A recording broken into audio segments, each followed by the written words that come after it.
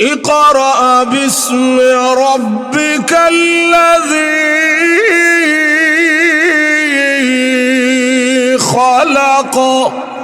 পড়ুন ওই সত্তার নামে যিনি আপনাকে সৃষ্টি করেছে। আল্লাহর রসুল তখন মনে মনে কয়, আচ্ছা আমার রবের নামের পড়া, আমার প্রভুর নামের পড়া আমাকে পড়তে হবে। টপ টপ করে আল্লাহর নবী জিবরাইলের সাথে তিলাওয়াত করতে আরম্ভ করলো। সুবহানাল্লাহ, জোরে বলুন না। খালাকাল ইনসানা মিন আলাক। ইকরা ওয়া রাব্বুকাল আকরামুল লাযী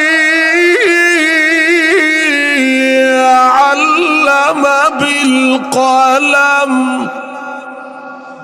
আল্লামাল ইনসানা মা লাম ইয়ালাম।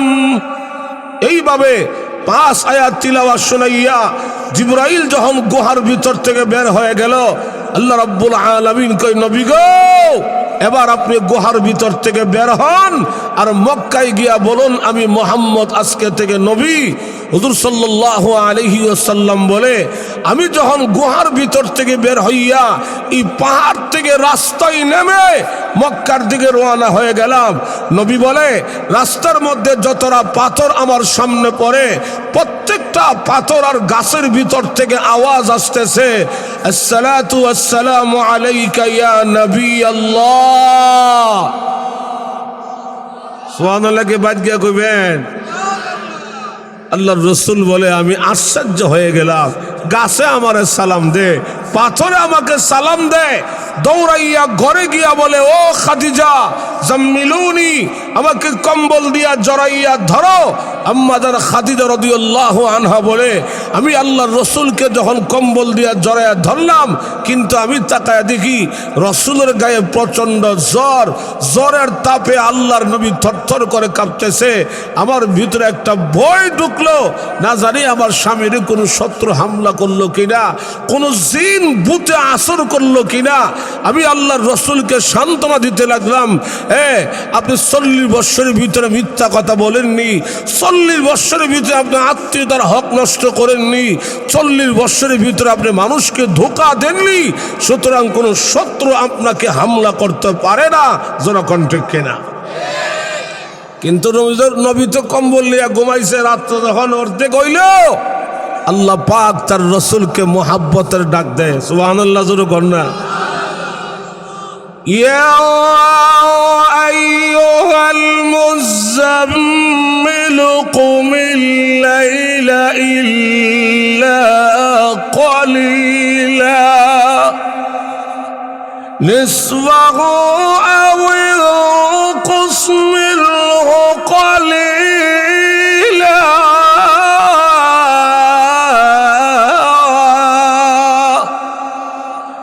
আও জিদ আলাইহি ওয়ারাত্তিলিল কুরআনা তারতিলা। আল্লাহ রাব্বুল আলামিন বলেন, ইয়া আইয়ুহাল মুযাম্মিল, ও কম্বলওয়ালা নবী, সারা রাত ঘুমায়েন না, অর্ধেক রাত্র ঘুমান আর অর্ধেক রাত্র রবের নামে ইবাদত করুন। সুবহানাল্লাহ, জোরে বলুন না। কিন্তু আসল ঘটনা হইল পরের দিন সকালে আম্মাজান খাদিজা রাদিয়াল্লাহু আনহা রসুলকে লইয়া রওনা করলো চিকিৎসা করার জন্যে। আহারে, কার কাছে চিকিৎসা করবে? ওই যুগে ইহুদি বড় আলেম ছিল, তাওরাত কিতাবের ভাষ্যকার, যার নামটা ছিল ওয়ারাকা ইবনে নওফেল।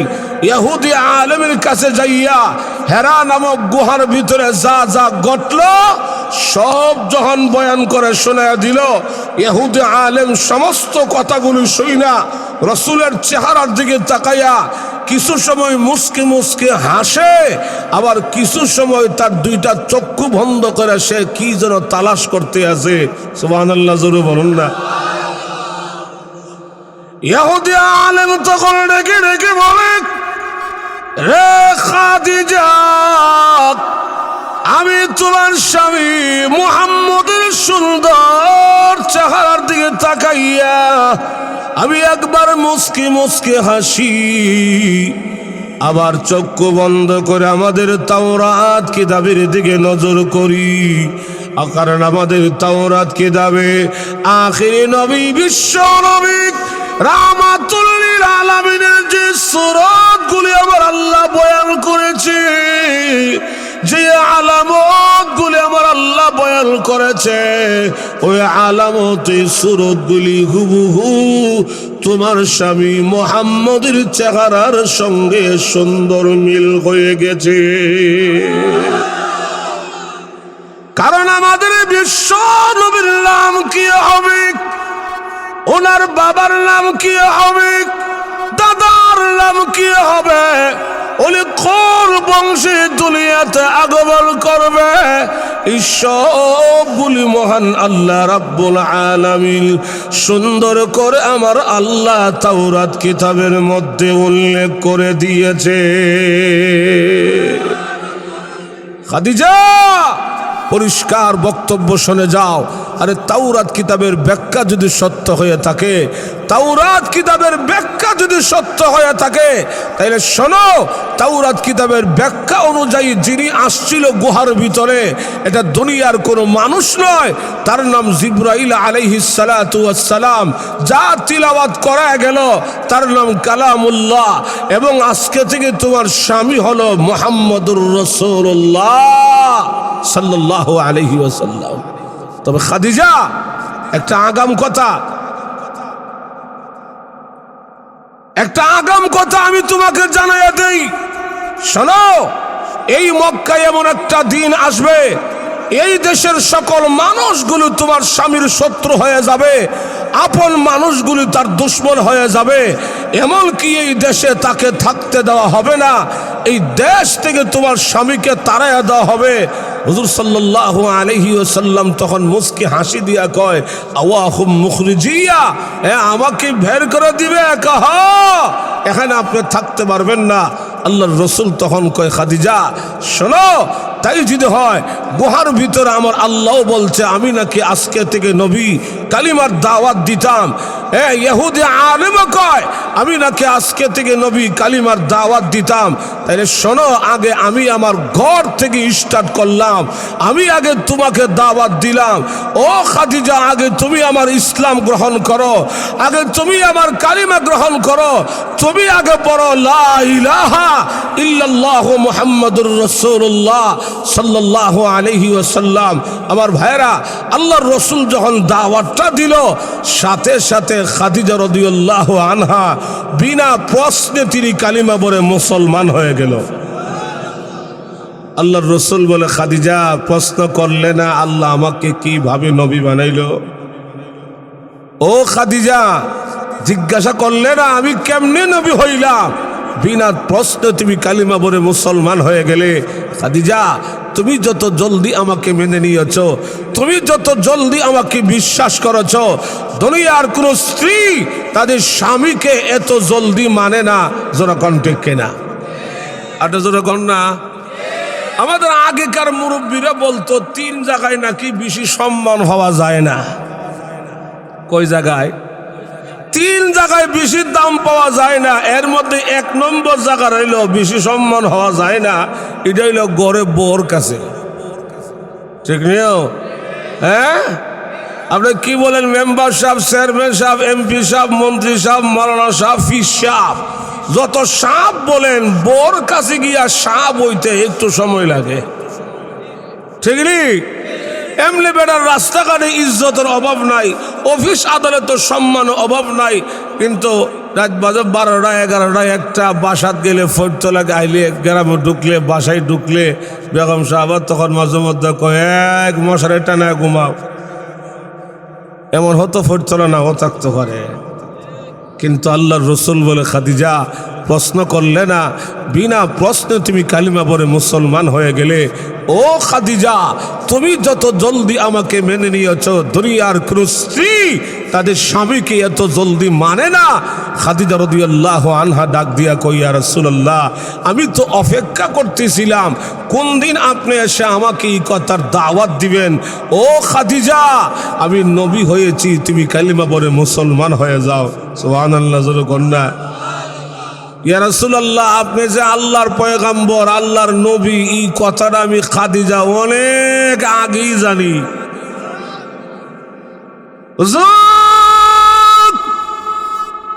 আপনি যে আল্লাহর পয়গম্বর, বিশ্ব নবী, রাহমাতুল লিল আলামিন, এই কথাটা কিন্তু আমি খাদিজা অনেক আগেই জানি। কেমনে জানি? ওগো নবীজি, আপনার বয়স যখন 18 বছর, ওই সময় আপনার চাচা আবু তালিব তিনি আমার বাড়িতে চাকরি করত। কারণ আমি খাদিজা ছিলাম এই মক্কার সবচাইতে বড় ধনী, বড় শিল্পপতি। আবু তালিব একদিন ডেকে ডেকে বলে, খাদিজা রে, আমার একটা এতিম ভাতিজা আছে, মা নাই, বাবা নাই, ভাই নাই, বোন না, জল বলতে দুনিয়াতে কেহ নাই। ও খাদিজা, একটা চাকরি তোমার বাড়িতে খালি আসিনি। সুবহানাল্লাহ, জোরে বলুন না। খাদিজা রাদিয়াল্লাহু আনহা তখন ডাক দিয়া কয়, আবু তালিব রে, আগে বলো তোমার ভাতিজা মুহাম্মদ লেখা পড়া জানিনি? আমি কিন্তু আপনাদেরকে আগে বলেছিলাম, আল্লাহ রাব্বুল আলামিন দুনিয়ার কোন নবী,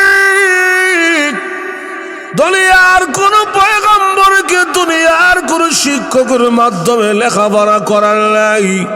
কিন্তু নবীরা যদিও দুনিয়াতে কারো কাছে লেখাপড়া করে নাই, কিন্তু দুনিয়ার ইলম, জ্ঞান, মেধা, বিজ্ঞান যেখানে গিয়া তাদের ক্ষমতা শেষ, সেখান থেকে পয়গম্বরদের জ্ঞানীর দরজা শুরু হয়। খাদিজা রাদিয়াল্লাহু আনহা ডেকে ডেকে বলে, রে আবু তালিব, তোমার ভাতিজা লেখা পড়া জানে না, ভালো চাকরি কোথায় থেকে দিব? তুমি আমার বিশ্বস্ত কর্মচারী, তোমার কথা কিন্তু প্রত্যাখ্যান করা যায় না। যাও যাও, আগামী কাল থেকে তোমার ভাতিজা মুহাম্মদ আমার বাড়ির উট বকরিগুলিকে মরুভূমিতে ঘাস পানি খাওয়াবে। সুবহানাল্লাহ, জোরে বলুন না। চাকরি হয়েছে ঠিক, কিন্তু সর্বনিম্ন মানের চাকরি। কিন্তু খাদিজা রাদিয়াল্লাহু আনহা ডেকে ডেকে বলে, ওগো নবীজি, আমি একদিন নজর করে দেখি বিশ্ব নবী রাহমাতুল লিল আলামিন আমার বাড়ির উট বকরিগুলিকে মরুভূমিতে ছেড়ে দিয়া বিশ্ব দাঁড়ায় আছে। ওগো নবীজি, আমি তাকায় দেখি রাহমাতুল লিল আলামিনের মাথার মধ্যে কোনো ছাতা নাই। আমার ভাইয়ারা, আরব দেশে যেমন রৌদ্র তেমন কিন্তু রৌদ্রের তাপ আর গরম। আরব দেশে দিনের বেলায় রাস্তাঘাটে কিন্তু ছাতা ছাড়া বের হওয়া যায় না।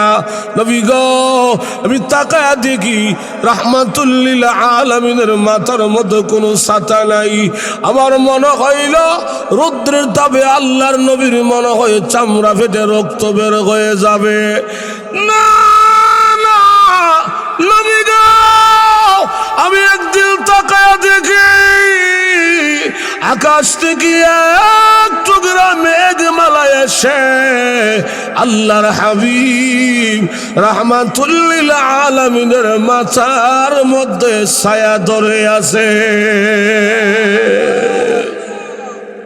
নবী গো, শুধু এখানেই না, আমি নজর করে দেখি আমার নবীজি রাস্তা দিয়া যায়, আমার নবীজি পথ দিয়া হাঁটে, এই রাস্তার প্রতিটা গাছ এবং তার ডালপালাগুলি সহ উকি মেরে বাঁকা হইয়া রাহমাতুল্লিল আলামিনের মাথার মধ্যে ছায়া ধরে রাখে।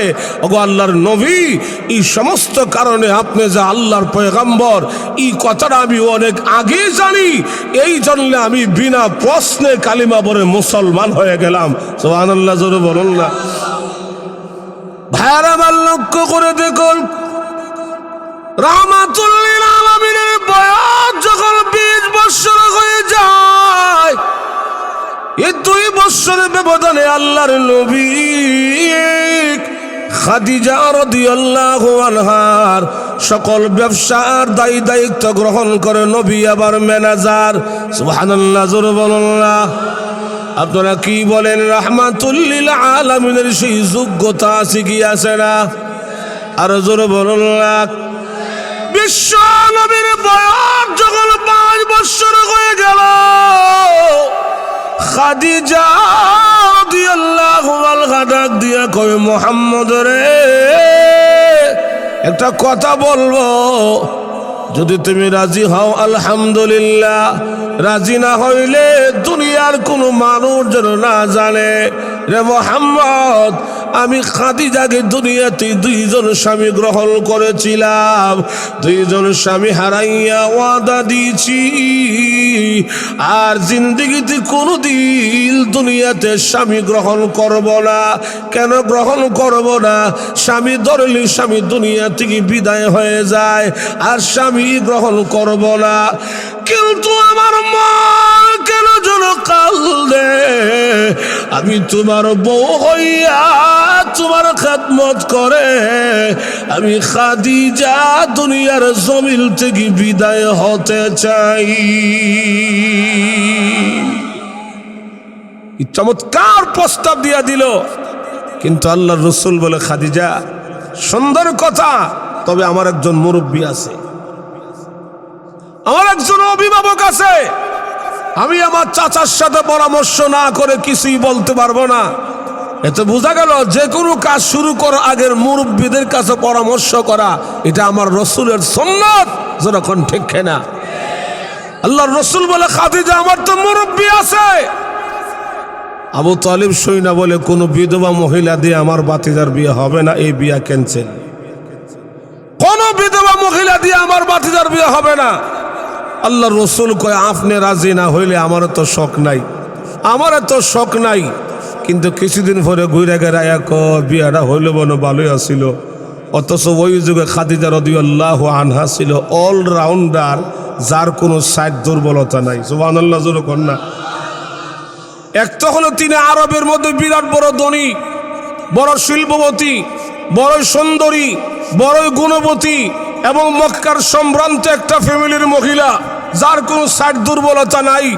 আমাদের দেশের মহিলারা যে যত সুন্দরী হোক না কেন, কোনো না কোনো একটা ডিস্টার্ব তার মধ্যে থাকে, থাকে কি থাকে না? অনেক মহিলা আছে সুন্দরের কোনো অভাব নাই, কিন্তু বিডি বাইটিয়া। এই সুন্দরের কোনো দাম আছে? হ্যাঁ। আবার অনেক মহিলা আছে সুন্দরের কোনো শেষ নাই, কিন্তু বিডি এমন লম্বা কলা গাছ ফেল, কথা হয় না। এই সুন্দরের কোনো দাম নাই। আবার অনেক মহিলা আছে সুন্দরের কোনো শেষ নাই, কিন্তু বিডির নাকটা সেফা, আর না দাঁত একটা উঁচু রয়েছে। কিন্তু খাদিজা রাদিয়াল্লাহু আনহা ছিল অলরাউন্ডার, যার কোনো সাইড দুর্বলতা নাই, কোনো দুর্বলতা নাই। আল্লাহ যদি এই সুবর্ণ সুযোগটা আমরা দেশের কোনো ফোলাফান যদি পাইতো, যে মহিলা ঢাকা কয়েকটা মেল ফ্যাক্টরির মালিক, লন্ডন আমেরিকা কয়েকটা বাড়ির মালিক, সুইস ব্যাংকে কত কোটি টাকা আছে বিড়ি নিজেই জানে না, এমন সুযোগ যদি আমরা ফোলাফানে পাইতো, তাহলে মনে মনে এই কথাই কই লইলে মুরব্বীরে গুল্লি মারি। এটা জোরে কর না। মুরব্বীর গোষ্ঠী গিলা একে বিয়া করে লাই, এরপরে বাড়িতে গিয়া বাচ্চা ছাড়া জমা করে 2 ভাইয়া জড়াইয়া ধরে কম, চাচা আই এম সরি। এমন দুর্ঘটনা মাঝে মধ্যে আমরা সমাজে হয় না? কিন্তু আল্লাহ রসুল বলে খাদিজা আমার তো মুরব্বী আছে, আবু তালিব সই না বলে কোনো বিধবা মহিলা দিয়ে আমার বাতিজার বিয়ে হবে না। আল্লাহর রসুল কয় আপনি রাজি না হইলে আমার তো বিয়ার শখ নাই, এই বিয়া বাতিল। কয়েক মাস পরে ঘুরে গেড়ায় বিয়াটা হইলে মনে ভালোই আছে।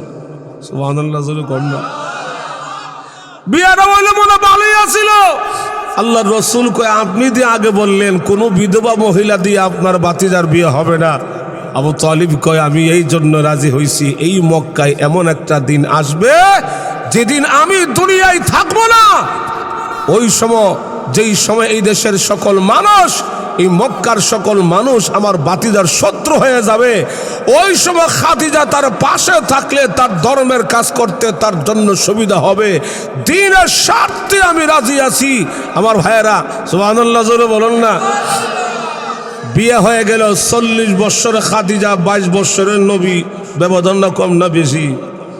আর জোরে কর না, ব্যবধান না কম না বেশি?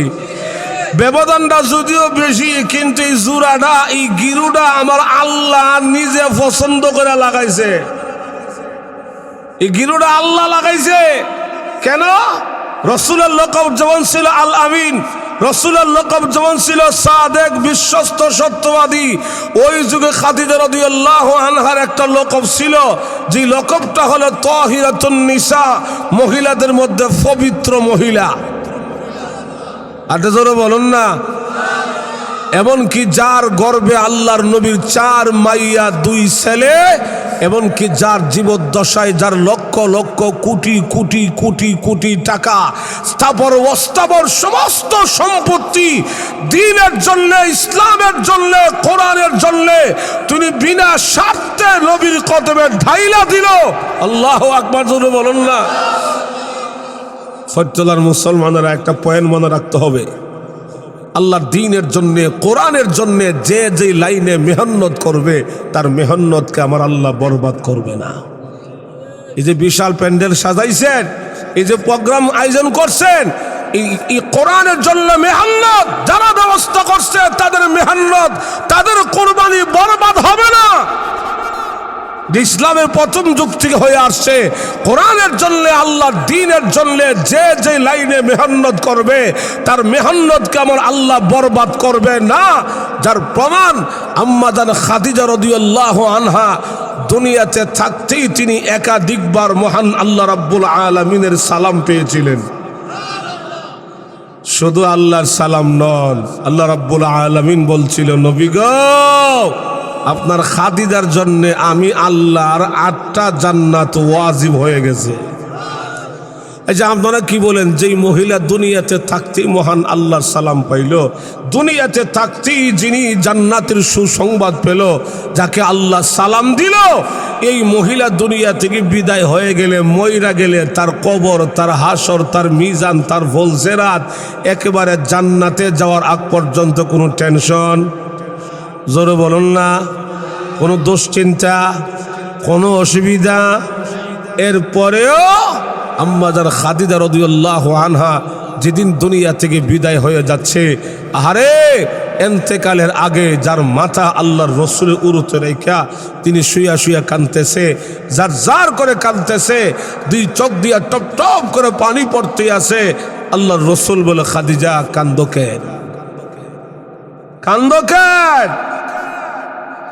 খাদিজা রাদিয়াল্লাহু আনহা কি বলে, ওগো আল্লাহর নবী,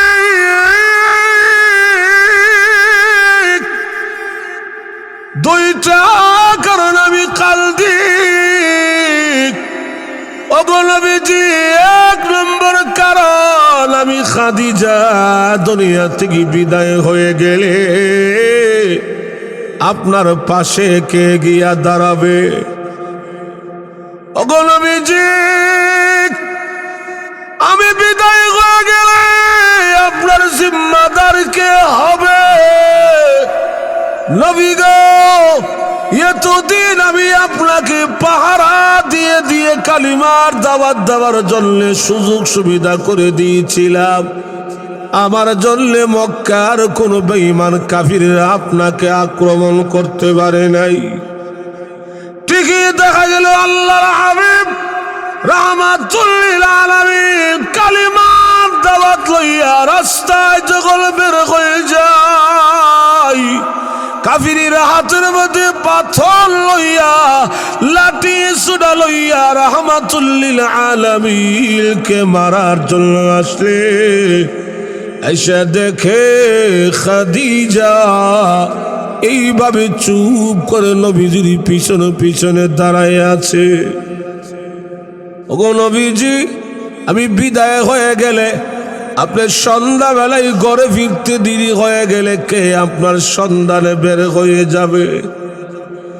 এই কথা বলে বলে বলে খাদিজা রাদিয়াল্লাহু আনহা যখন কান্না শুরু করে দিয়েছে, ছোট্ট মেয়ে ফাতেমা রাদিয়াল্লাহু আনহা চোখের পানি গুলো ছেড়ে দিয়া কাঁদে, নিজের হাতে মায়ের চোখের পানি গুলো মইসা মইসা ডাক দিয়া কয়, মা গো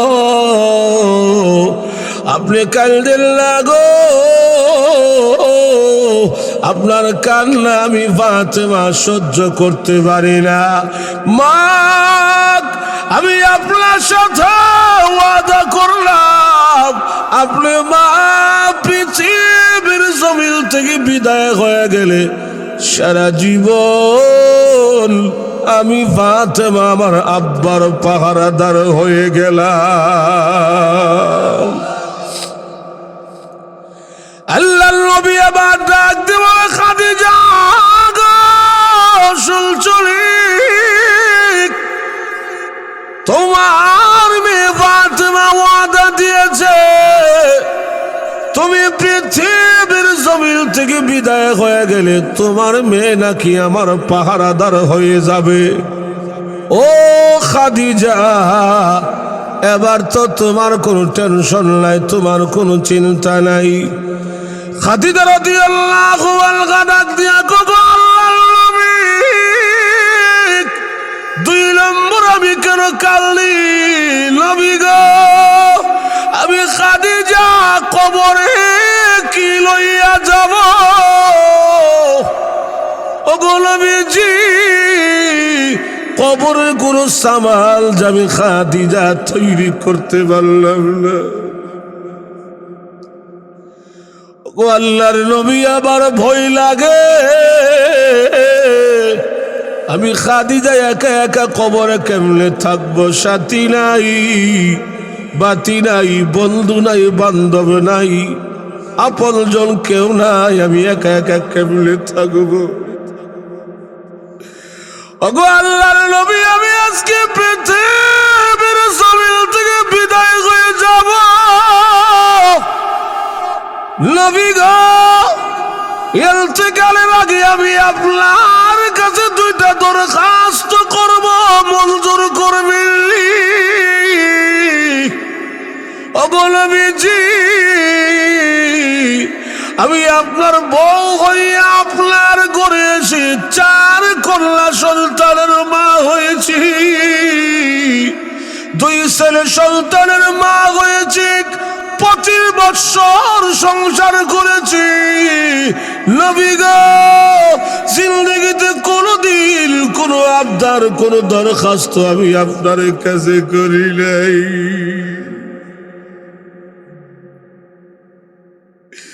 কেন করি নাই? না জানি আপনার কোন কষ্ট হয়ে যায়। আজকে বিদায় হয়ে যাব,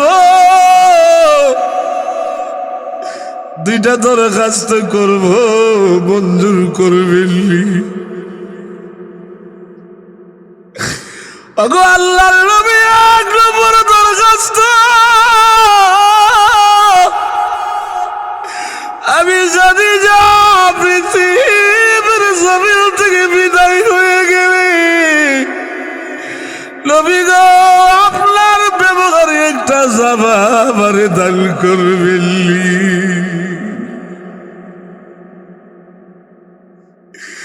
ওগো নবীজি, আমার বিশ্বাস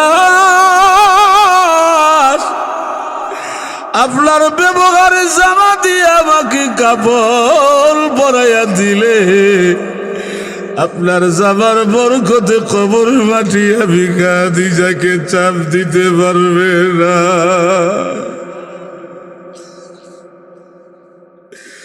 দুই নম্বর দরখাস্ত হলো গোলামীজি,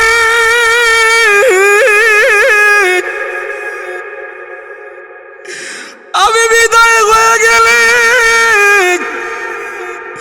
আমাকে গোসল দেওয়াইয়া কাপড় পরাইয়া আমার লাশ কাঁধে লইয়া অন্ধকার কবর রেখে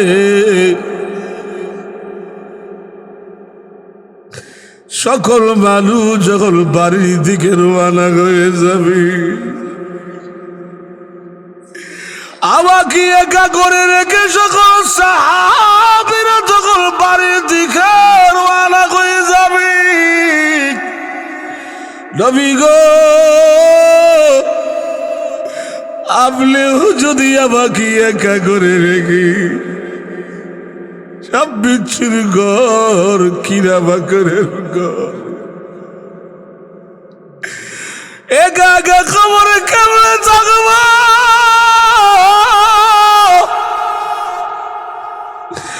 আর যখন ফেরেশতারা আমাকে প্রশ্ন করতে থাকবে, খাদিজা রে তোমার রব কে, তোমার ধর্ম কি, তোমার নবী কে?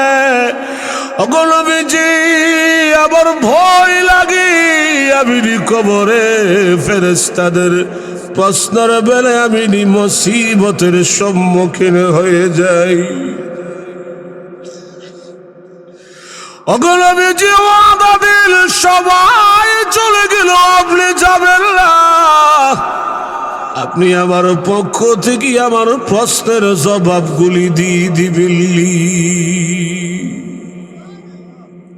আল্লাহর রাসূল বলে, খাদিজা দরখাস্ত মঞ্জুর করলাম, তুমি দুনিয়া থেকে বিদায় হয়ে গেলে আমি নবীর ব্যবহারে জামা দিয়া তোমার কাপড় পরাইয়া দেব।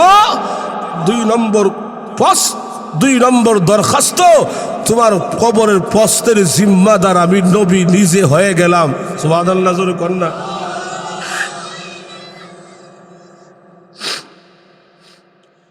এই কথাগুলো বলে বলে খাদিজা রাদিয়াল্লাহু আনহা মুহূর্তের মধ্যে দুনিয়া থেকে বিদায় হয়ে গেলেন।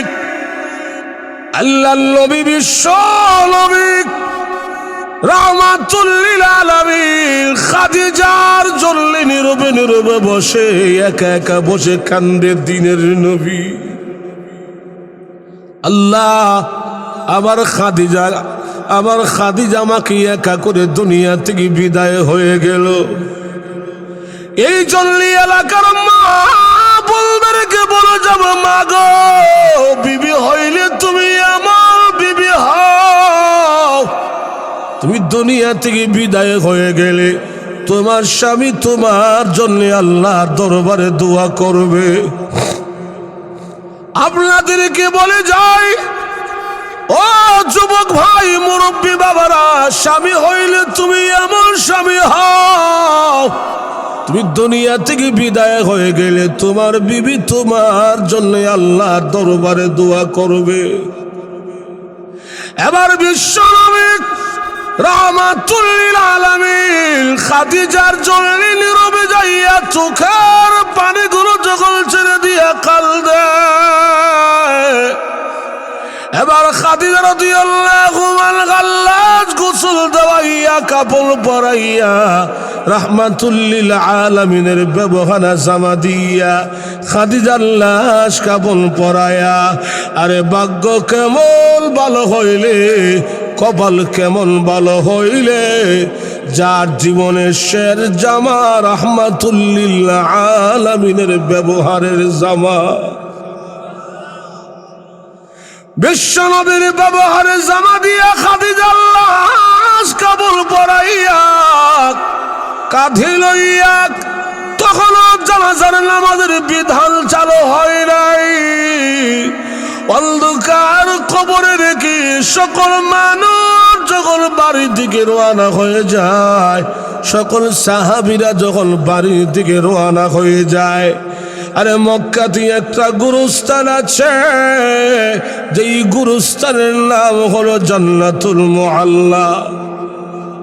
জান্নাতুল মুআল্লায় দাফন করে খাদিজার লাশ মাটিতে শুবায়া সবাই যখন বাড়ির দিকে রওনা হয়ে যায়, আরে এখনো যদি কোনো হাসি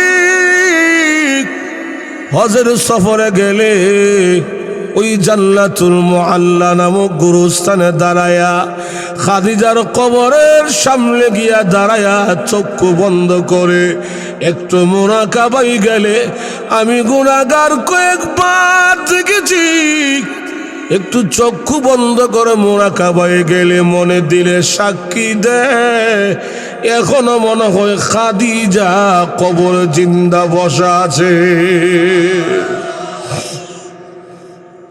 জান্নাতুল মুআল্লায় দাফন করে সকল মানব যখন বাড়ির দিকে রওনা হয়ে যায়, সকল সাহাবীরা যখন বাড়ির দিকে রওনা হয়ে যায়, কিন্তু আল্লাহর নবী খাদিজা রাদিয়াল্লাহু আনহার কবরের সামনে গিয়া দাঁড়ায়া কিছু সময় দাঁড়ায়া কানলে, কিছু সময় বসে বসে কানলে, কিছু সময় ধুলাবালি উড়াইয়া কানলে।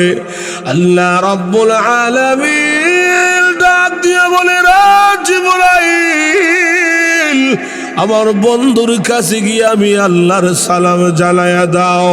আর কাল তো হবে না, চোখের পানিগুলি মুছে ফেলার জন্য আমার নবীরে জানায়া দাও। আর বলে দাও খাদিজার প্রশ্নের জবাব দেওয়ার জন্য আমার নবী খাদিজার কবরের সামনে গিয়া দাঁড়াইয়া কান্নাকাটি করার কোনো দরকার নাই। আমি আল্লাহ আমার নবীর সাথে ওয়াদা করলাম, খাদিজার প্রশ্নের জিম্মাদার আমি আল্লাহ নিজে হয়ে গেলাম। আল্লাহু আকবার, জোরে বলেন আল্লাহ। এই ছিল খাদিজা রাদিয়াল্লাহু আনহা, যার একটা বৈশিষ্ট্য ছিল, যার একটা গুণ ছিল, যার 25 বৎসর সংসারের জীবনে 25 বৎসর নবীর সংসার করলো, 4 কন্যা সন্তানের মা হইল, 2 ছেলের সন্তানের মা হইল, কিন্তু 25 বৎসরের সংসারের জীবনে আমার নবী আরেকটা বিয়ে করবে দূরের কথা, যে আমি আরেকটা বিয়ে করতাম, করবে দূরের কথা আল্লাহর নবী কল্পনাও করে নাই, ভাবতেও পারে নাই। সুবহানাল্লাহ, জোরে বলুন না কেন?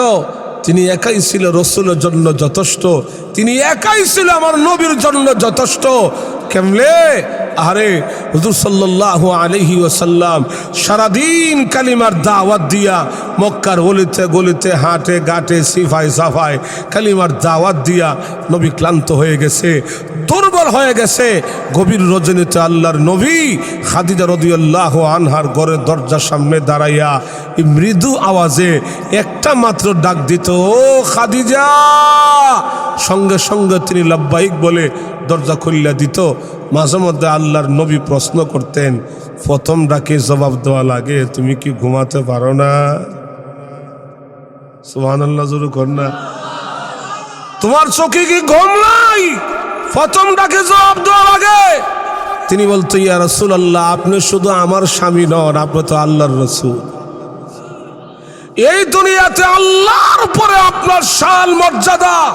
নবী গো, আমি যদি আপনাকে রাস্তায় রেখে বাহিরে রেখে ঘরের দরজা লাগায় নাক টেনে ঘুমায়, আর আপনি যদি আমার দরজা দাঁড়ায় আমার খাদিজা কইয়া ডাকতে থাকেন, যদি জবাব দিতে না পারি, আল্লাহ যদি কিয়ামতের দিন আমার প্রশ্ন কইরা বসা থাকে, ও খাদিজা, আমার নবী সারাদিন কালিমার দাওয়াত দিয়া ক্লান্ত শ্লান্ত হইয়া গভীর রজনীতে তোমার ঘরের দরজার সামনে দাঁড়াইয়া তোমাকে ডাকছিল, আর তুমি নাক টাইনা ঘুমাইছো, নবী গো, কিয়ামতের ময়দানে আমি খাদিজা আল্লাহর সামনে দাঁড়াইয়া আমি তখন কি জবাব দেবো?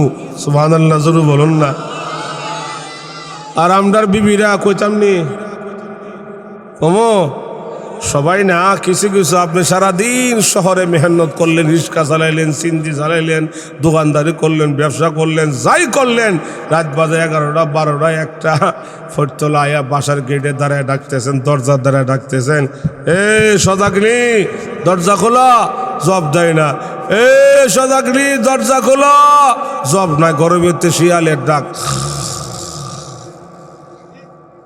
ঠিক নিয়েও আর জোরে কন্যা, এ সদাগ্নি দরজা খোলো।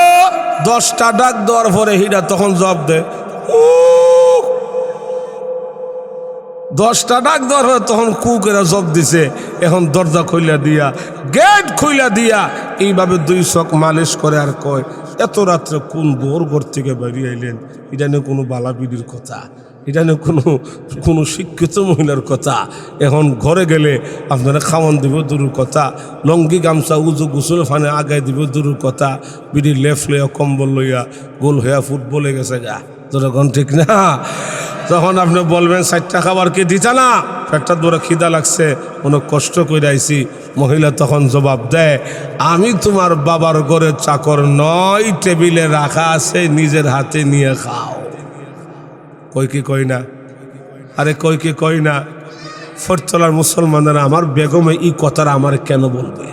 প্রশ্ন সেই জায়গায়, আমার বিবি আমাকে এই কথাটা কেন বলবে? আমি তোমার বাবার ঘরের চাকর নই, টেবিলে রাখা আছে, নিজের হাতে নিয়ে খাও। এই কথাটা বিবি আমারে কেন কয়? কেন জবাব হইল? দুষ্ট হইলো আমাদের। দুষ্টা কার? এখন সবাই জোরে কইতো না, ওয়াজ কিন্তু আস্তে আস্তে কল্লাদ দিয়ে ফরতেছে বললাম, জোরে কোন দুষ্টা কার? কেমনে? আপনি যেই খাটে যেই ফালঙ্গে বৌলিয়া গুমান, খাটটা শ্বশুর বাড়ির সালামি, ঠিক নিয়ম?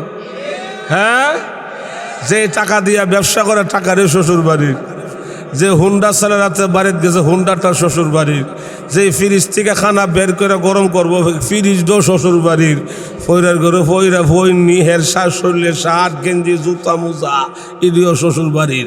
এদি কেমন শ্বশুর বাড়ির?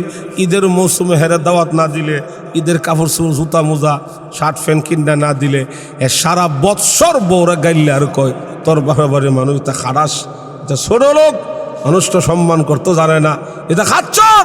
আচ্ছা হেরা খাচ্চর না হ্যাঁ খাচ্চর? জোরা কর, হেরা খাচ্চর না হ্যাঁ খাচ্চর?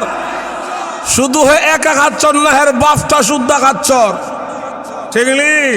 হাদি সাহেব, আপনি মক্কা মদিনা হজ করে আইছেন, আপনি ফরিদতলা মসজিদের প্রথম কাতারে মুসল্লি, আপনি নামাজ পড়তে পড়তে কপালে কালো দাগ ফলাই দিয়েছেন, হাডুর মধ্যে কর ফলাইছেন, কিন্তু ফুলা বিয়া করাইলে সুবহানাল্লাহ মাইয়ার বাপের গলা মধ্যে 3 লাখ টাকা ঝুলাই। উনি হাদি সাহেব নামাজের প্রথম কাতারে মুসল্লি, ফুলা বিয়া করাইব, 1.5 ভরি স্বর্ণ দিতে হবে, টেলিভিশন দিতে হবে, বক্স কার হুন্ডা 3 লাখ টাকা লইল, বক্স কার লইল, এরপরে 1.5 ভরি স্বর্ণ লইল, সব লইয়া আবার কই 300 বরযাত্রী না গেলে, 150-200 বরযাত্রী না লইয়া গেলে আমার ইজ্জত থাকে না। এখন ইচ্ছা মতো খাইছে, খাইয়া যখন বৌলিয়া যখন বিকালে বিদায় হয়ে আয়ে, এখন হাদি সাহেব ফুলার বাপে মাইয়ার বাপের দাওয়াত দে, দাওয়াতের সিস্টেমটা দেখেন।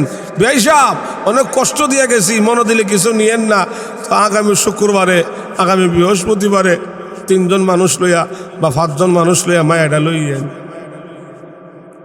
তা আইসে কৌশল লোক লইয়া,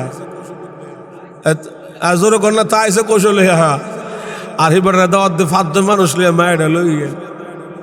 আপনি শোনেন, আপনি কোন যুক্তিতে মাইয়ার বাড়িতে 150-200 বরযাত্রী নিবেন? একটা যুক্তি যদি আমার দেখাইতে পারেন আমি আর ওয়াজ করতাম না। কোন যুক্তিতে যাবেন মেয়ের বাড়িতে? নবীর সুন্নাত হইল অনুষ্ঠান হইলে তৌফিক থাকলে অনুষ্ঠান করবে ছেলের বাড়িতে, মাইয়ের বাড়িতে কোনো খাওয়ান দাওয়ান নাই, সব ফুলার বাড়িতে হইব তৌফিক থাকলে, আর ফুলার বাড়িতে কোনো খবর নাই, মাইয়ের বাড়িতে গিয়া সুবহানাল্লাহ 150 বরযাত্রী 200 বরযাত্রী। সুন্নত তরিকা হইল মসজিদে বিয়ে হবে, সুন্নত তরিকা বিয়ে হবে, কোনো গেট নাই, কোনো জারবাতি নাই, কোনো আগরবাতি নাই, কোনো গান বাদ্য নাই, কোনো গায়ে হলুদের নোংরামি নাই, মসজিদে সুন্নত তরিকা বিয়ে হবে, মোহর ফাতিমের আওয়াজও বিয়ে হবে। এই জন্য আমি একটা আহ্বান করে যাই, এই বছর আমি এই বিষয়টা ভালো করে ধরছি, বিশেষ করে আমরা গ্রাম্য সর্দার যারা, বাড়িঘরের সর্দার যারা আছেন, যাদেরকে ছাড়া কোনো বিয়ে শাদীর অনুষ্ঠান হয় না, কোনো বিয়ের তারিখ হয় না, আপনাদের কাছে আমার বিনীত অনুরোধ, আপনার বক্তব্য এটাই থাকবে, আমাকে এই বিয়ের মুরব্বী মানলে আমার উপস্থিতিতে কোনো যৌতুকের আদান প্রদানের কথা হবে না, কোনো যৌতুকের কথা হবে না, যৌতুক দেব না, যৌতুক নেব না। ঠিক আছে তো ইনশাআল্লাহ? আপনার বক্তব্য এটাই থাকবে, যদি তোমরা আমার গার্জিয়ান মানো, আমার মুরব্বী মানো, কোনো গেট হবে না, কোনো জারবাতি হবে না, কোনো গায়ে হলুদের গান বাদ্য হবে না, মসজিদে বিয়ে হবে, সুন্নত তরিকা বিয়ে হয়ে যাবে। ঠিক আছে তো ইনশাআল্লাহ? আর কাবিন দিবেন 10 লাখ। হ্যাঁ হ্যাঁ, রুজি করে মাসে 20,000 টাকা, হ্যাঁ কান, হ্যাঁ গলা মেঁধে জুলাই দিয়েছে 20 লাখ টাকা কাবিন। 10 লাখ 1 টাকা, 7 লাখ 1 টাকা, 8 লাখ 1 টাকা, হের ইনকাম মাসে 15,000 টাকা, হের গাড়ির মধ্যে 1.5 লাখ, গাড়ির মধ্যে 7 লাখ টাকা বিয়ের কাবিন। সুবহানাল্লাহ, ফুলা হনা বাটফার কম না, কমু 7 লাখ 1 টাকা কাবিন নির্ধারণ করে ঠিক, 10 লাখ 1 টাকা কাবিন নির্ধারণ করে ঠিক, একটা হদ দেয় না। এখন মাফ লই কেমনে? এর বিয়ার দিন বাসর গরম মশারের তলে আর যায় না, এ রাস্তাত ঘুরে ই করতে হি গরো যা, ই করতে হি গরো যা, দাদি কেউ যাস না করে, দাদাই কেউ যাস না করে, এ বাট ফেরে তখন কয় মুখটা শুকায় আর টুটতে ফুটছা ক যতলাটে কাবিন ধরছে আমার, ইটা দেওয়া সম্ভব না, আর মশারের তলে যাওয়া সম্ভব না। মাইয়া পড়ছে মানকাশি ভাই, খিসি ভাই, যখন না খিসি ভাই, এ বাট ফারা দেখেন কেমনে সিফাত লিয়া মাফলো। এখন হে বাসর ঘরে যা না, এখন মেয়ের কানে খবর গেছে, দাদি খবর দিয়েছে, তোর জামাই তোর টেহার লাগে তোর কাছে আয় না। এখন মেয়ে উঠতে করে যাও মাফ করে দিছি, যাও মাফ করে দিছি, ই মাফ। আর আমার একটা মাফ আছে, কইতাম নি কমো, রাস্তাঘাটে মাঝে মধ্যে আমরা বক্তারা ডাকাইতে ধরে, আমরা তো সারা রাতে রাস্তার থাকি, আল্লাহ রহমতে আমার এই পর্যন্ত 6 বার ধরছে, 1 বার 2 বার না। তো মাঝে মধ্যে এমনও দেখা গেছে কলা গাছ ফলাইয়া, গাছের ডাইল কাটটা ফলাইয়া, এই ব্লক ফলাইয়া, গাড়ি আটকাইয়া, গড়িও নিল, মোবাইল নিল, টেহা নিল, পয়সা নিল, সব নিয়া অপারেশন শেষ। এখন যাইব গা ডাকাতে সর্দার, তখন গাড়ির দরজাটা খুললা, একটা দাও আমার ফেডো, আর একটা দাও গলার ধরে, হুজুর মাফ করছেন নি? কিতা করছিনি? আচ্ছা আমি কি পাগল? এই হাওরের মধ্যে আমার এক দাও আমার ফেডো, আর এক দাও আমার গারো, আমি কইতাম মাফ করছি না, বিটা খাইতাম তোর বেটা 1000 বার মাফ, 1000 বার মাফ করছি বেটা, তোরে 1 লাখ বার মাফ করতো, 14 কোটি মাফ করছি। আমি যে মাফটা কইরাইছি হাওরের মধ্যে ডাকাতের সিফাত ফইরা, দাওয়ার তলে ফইরা, যে মাফটা আমি কইরাইছি বাসর গরো না যাইয়া বোরে মানকাশিবাদ ফেলাইয়া মোহরের টেহা মাফ নেওয়া আর আমার মাফ ডাকাইতে দেওয়া, এই 2 মাফের কোনো তফাৎ নাই, সমান সমান, কোনো তফাৎ নাই। শরীয়তের মাসআলা হলো যত টাকা নির্ধারণ করা হবে 1 টাকা মাফ নাই, কি নাই? 1 টাকা মাফ নাই। এই জন্য নবীর সুন্নাত হইল মোহরের ফাতমি নির্ধারণ করো, কারো কোনো কষ্ট হবে না, যেরকম ঠেকে না। আমার ভাইয়েরা, এখন আসুন একটা আওয়াজ তুলতে হবে আমাদের সমাজে, যৌতুক দেব না, যৌতুক নেব না, এই আওয়াজটা তুলতে হবে।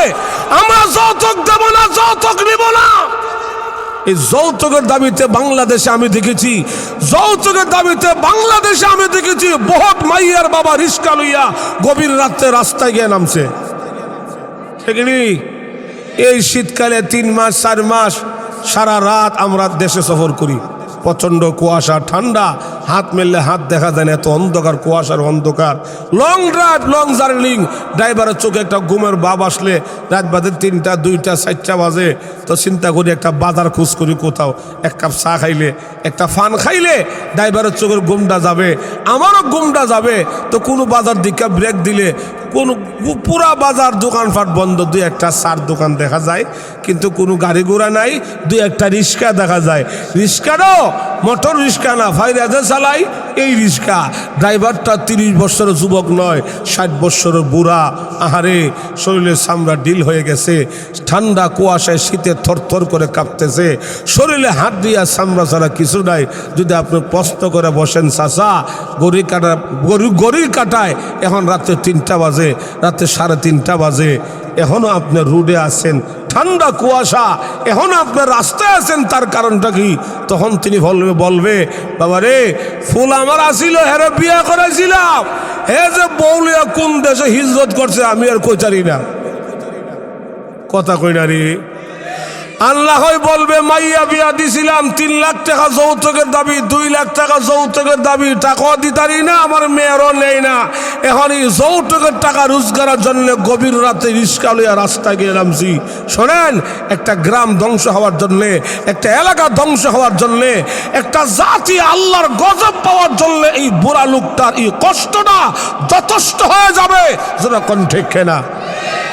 এই জন্য জোয়াইনারা, যুবক ভাইরা যারা বিয়া করছেন না, আপনার প্রতিজ্ঞা থাকবে আমি কোনো ল্যাংটা মাইয়া বিয়া করতাম না। ঠিক আছে ইনশাল্লাহ? কোনো টিকটকার মাইয়া বিয়া করতাম না, কোনো বেফর্দা মাইয়া বিয়া করতাম না, কোনো ফাজিল মাইয়া বিয়া করতাম না। আর মাইয়ার বাপের পণ আর প্রতিজ্ঞা থাকতে হবে, কোনো বখাটের ছেলের কাছে আমি আমার মাইয়ারে বিয়া দিতাম না। ঠিক আছে তো ইনশাল্লাহ? আপনাদের বক্তব্য থাকবে কোনো বখারের ছেলের কাছে, কোনো নেশাখোর ছেলের কাছে, কোনো সন্ত্রাসী ছেলের কাছে, কোনো বেনামাজি ছেলের কাছে, কোনো গাঁজাখোর ইয়াবাখোর ফুলার কাছে আমি আমার মাইয়াকে বিয়ে দেব না। এই 2 দল ঠিক হয়ে গেলে সব ঠিক হয়ে যাবে। ঠিক আছে তো ইনশাআল্লাহ? ঠিক আছে তো ইনশাআল্লাহ? আল্লাহ তাআলা আমাদের সকলকে কথাগুলি মানবার, বুঝবার, আমল করবার তৌফিক দান করুন। জোরে আমিন কোন। ربنا ظلمنا أنفسنا وإن لم تغفر لنا وترحمنا لنكونن من الخاسرين. ربنا آتنا في الدنيا حسنة وفي الآخرة حسنة وقنا عذاب النار. اللهم اغفر لنا ولوالدينا رب ارحمهما كما ربياني صغيرا. رب ارحمهما كما ربياني صغيرا. رب العالمين সারা জিন্দেগীর সকল গুনার বোঝা মাথায় লইয়া আসামির বেশে, অপরাধীর বেশে, ভিক্ষুক কাঙ্গালের মতো আমরা গুনাহগার, গুনামাখা 2টা হাত লইয়া তোমার শাহী দরবারে হাত উঠাইলাম। আল্লাহ তুমি মেহেরবানি করে আমাদের সকল আর জিন্দেগীর সকল গুনাহ মাফ করে দাও রব্বুল আলামিন। আজকের মাহফিলের দিকে তুমি রহমতের নজর তাকায়া দেখো, তোমার কত মোহাব্বতের বান্দারা গভীর রাত পর্যন্ত মাহফিলে বসে আছি। আমি গুনাহগার, কি দিয়া তাদেরকে বিদায় জানাবো? আল্লাহ আমি আলেম উলামাদেরকে লইয়া, সাদা দাড়িওয়ালা মুরব্বিদেরকে লইয়া, নওজোয়ান ভাইদেরকে লইয়া তোমার দরবারে ফরিয়াদ জানাই।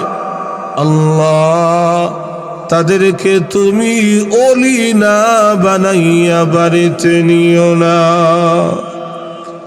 রব্বুল আলামিন। জানি না আজকের মুনাজাত কার জন্য জীবনের শেষ মুনাজাত। কত মানুষ ঘুমায় আর ওঠে না, কত মানুষ ঘর থেকে বের হইলে আর ঘরে জিন্দা ফিরে না। আল্লাহ জানি না গো কোন দিন জানি আমরাও বিদায় হয়ে যাব। আমরা যেদিন পৃথিবীর জমিন থেকে বিদায় হয়ে যাব, আল্লাহ ওই দিন আপন আপন মানুষগুলি আমাদেরকে ঘর থেকে বাহির করে দিবে।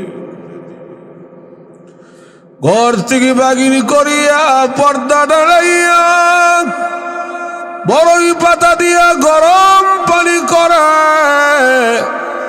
জীবনের শেষবারের মতো গোসল দেওয়াইয়া সাদা মার্কেটিং প্যাকেটিং করে আতর গোলামের ছিটাইয়া জানাজার নামাজ পড়াইয়া আমাদেরকে অন্ধকার কবরে যেদিন ঘুম পাড়াইয়া দেওয়া হবে, আল্লাহ তুমি মেহেরবানি করে সেদিন আমাদের সকল আর কবর তুমি জান্নাতের বাগান বানাইয়া দিও রব্বুল আলামিন। আয় আল্লাহ, তোমার যে সকল মায়ার বান্দারা যারা টাকা দিয়া পয়সা দিয়া বুদ্ধি দিয়া শ্রম দিয়া চতুর্মুখী সাহায্য সহযোগিতা করে আজকের মাহফিল আয়োজন যারা করেছে, গভীর রাত পর্যন্ত মাহফিল শোনার জন্য যারা বসে আছে, কিয়ামতের কঠিন ময়দানে এই মাহফিল খানা তাদের সকলার জন্য নাজাতের উসিলা বানায়া দিও গো আল্লাহ রব্বুল আলামিন। আজকের মাহফিলকে তুমি কবুল আর মঞ্জুর করে নাও। এই মাহফিলকে উসিলা করে এই গ্রামে এলাকার সামনে বেঁচে ডাইনে বামে গুরুস্থানে যত মুসলমান দুনিয়া থেকে বিদায় হইয়া অন্ধকার কবরে শুইয়া আমাদের হাতের দিকে মুখের দিকে তাকাইয়াছে, আল্লাহ তুমি মেহেরবানি করে সেদিন আমাদের সকল আর কবর তুমি জান্নাতের বাগান বানাইয়া দিও রব্বুল আলামিন। আমরা যারা হাত তুলেছি জানি না গো কার জানে মা নাই, কার জানে আব্বা নাই, আল্লাহ মার কথা বলতে পারি না। যেদিন আমরা দুনিয়াতে আসব আমাদের মা জিহ্বা কামড় দিয়া অজ্ঞান হইয়া জমিনে পড়ে গেলে আর ডেকে ডেকে বলতো তোমরা কারা গো, আমার মাথায় পানি দাও, আমার মুখে পানি দাও, মনে হয় আমি আর বাঁচবো না। আমরা মার করে যাই লাথি মেরে মারের নারী পরিশ্রী দুনিয়াতে আগমন করেছি। আমাদের মা অজ্ঞান হইয়া জিহ্বা কামড় দিয়া জমিনে পড়ে রইলে সন্তানের কান্নার আওয়াজটা যখন গিয়া মার কানে ধাক্কা লাগে, এমনি মা চক্ষু খুলিয়া রক্ত মাখা দুইটা হাত তখন বিছায়া দে আর ডাক দিয়া বলে তোমরা কারা গো, দাও দাও আমার সন্তানরে তোমরা আমার কোলে দাও। আল্লাহ মা তার সন্তানরে কোলে লইয়া বুকে জড়াইয়া চুমু খাইয়া চোখের পানিগুলো ছেড়ে দিয়া কান্দে আর কয়, আর কান্দিস না, আমি তোর মা কষ্ট করেছি, গর্ভ ধারণ করেছি, প্রসব ব্যথা সহ্য করেছি, কিন্তু তোর সুন্দর চেহারা দেখে 10 মাস 10 দিনের কষ্ট আমি মা বইলা ফেলাইছি। আল্লাহ ওই মা যাদের দুনিয়াতে লাই গো সন্তান হইয়া তোমার দরবারে হাজিরা দিলাম, আমাদের আম্মাদের কবর তুমি জান্নাতের বাগান বানায়া দাও। আব্বা যাদের নাই আব্বার কবর তুমি জান্নাতের বাগান বানায়া দাও। যাদের আব্বা আম্মা দুনিয়াতে জীবিত হায়াত বাড়া দাও, প্রাণ খুলে পিতা মাতার খেদমত করার মতো তৌফিক দান করে দাও রব্বুল আলামিন। এই এলাকার সকল মুরব্বীদেরকে তুমি লম্বা হায়াত দান করো। মুরব্বীদেরকে তুমি আবু বকর সিদ্দিকের সাথী বানায়া দিও। এলাকার যুবক ভাইদেরকে তুমি লম্বা হায়াত দান করে দাও। যুবক ভাইদেরকে তুমি খালিদ বিন ওয়ালিদের উত্তরসূরি বানায়া দাও। এলাকার মা বোনদেরকে হায়াত বাড়ায় দাও। মা বোনদেরকে তুমি রাবিয়া বসরির মতো ওলি বানায়া দাও রব্বুল আলামিন। প্রবাসী ভাইয়েরা বিদেশের জমিন থেকে দোয়া চায়, প্রবাসী ভাইদের জান মাল তুমি হেফাজত করে নাও। অসুস্থ রোগীদেরকে তুমি পূর্ণ শিফা দান করো। রোগ তোমার, রোগীও তোমার, তুমি তো সকল ডাক্তারের ডাক্তার গো আল্লাহ। উস্তাজুল আসাতিজা পীর মুর্শিদ আল্লাহ মুফতি বরকুল্লাহ দামাত বরকাতুহুম সহ সকল অসুস্থ রোগীদেরকে তুমি পূর্ণ শিফা দান করে দাও আল্লাহ। আমরা যেদিন পৃথিবীর জমিন থেকে বিদায় হয়ে যাব, ওই দিন আমাদেরকে তুমি স্ট্রোক করায় মরণ দিও না, আগুনে পোড়ায়া মরণ দিও না, পানিতে ডুবায়া মরণ দিও না, প্যারালাইসিস দিয়া বিছানায় ফেলে রেখে রেখে মৃত্যু দিও না, অ্যাক্সিডেন্ট করায়া রাস্তাঘাটে তুমি বেহুজ্জতের মরণ দিও না। যেদিন মৃত্যু দিবা রমজান মাসে লাইলাতুল কদর রাতে জুমার দিনে নামাজের সাজদার মধ্যে মালাকুল মউত আজরাইল পাঠাইয়া দিও।